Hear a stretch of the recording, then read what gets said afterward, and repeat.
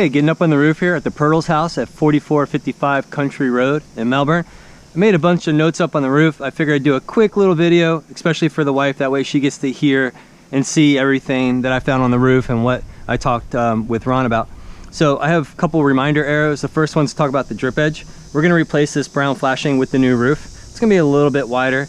And then the next thing I noticed, even before I got off the ladder, is that you have what's called lift up on the shingles. See how once you lose this bond between the back of the shingle and the roof itself, it just keeps flopping around, dirt gets underneath of it, and eventually they're just gonna break off, which is definitely what's gonna happen next. This arrow, if you look right here, I'll show you more in a second, but there's a depression in the wood.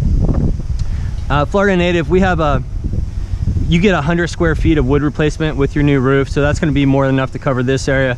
And there's another area on the back too that I'm gonna show you.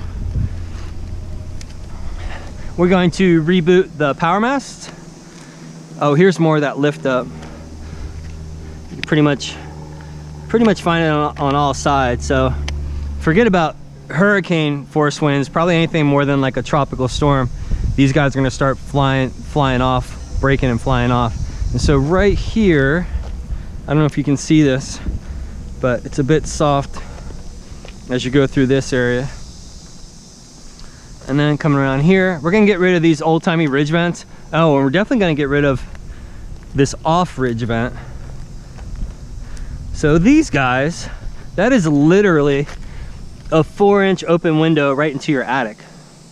So we always remove those, restore the plywood that's not there underneath. And we're gonna go with the new Omni low profile. It's gonna be longer too. And it has the shingle caps over top of it. And that's gonna provide the ventilation needed for your roof so the air can circulate. We're going to reboot the bathroom vents. Ron mentioned that the aluminum roof, it's called pan roof, is a bit problematic and it's leaking.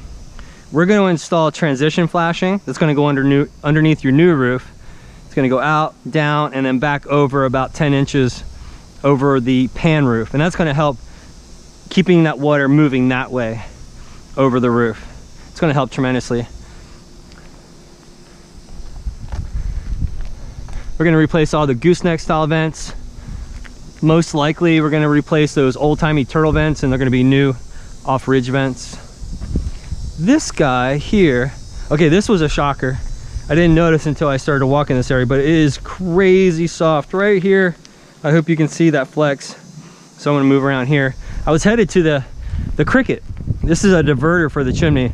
It goes without saying how important it is to do this correctly so that water diverts around the chimney rather than crashing right into it and then getting inside. Okay, so we're going to replace the flashing. Looks like this has been problematic over time as well too. This is in good shape, nothing to talk about there. And then I double checked the measurements under the shady sides where we can't see the measurements from the satellite. So I got those as well too. Okay, real quick, last 20 seconds.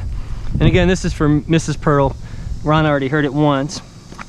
Forgive my metal example here. The top isn't nearly as important as the layers underneath, which is what I want to talk to you about. So again, real quick, we're going to remove all the shingles, get down to the bare plywood roof. Anything remotely bad like this area, especially this area, we're going to change those out.